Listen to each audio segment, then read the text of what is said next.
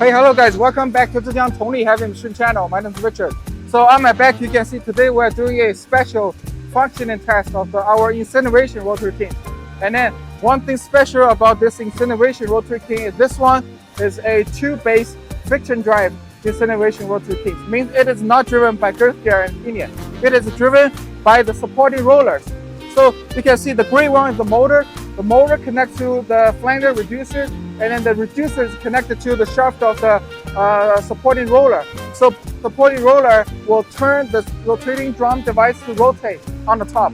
So as you can see, the gray one is the motor, and then the one that is rotating, that is the fluid coupling.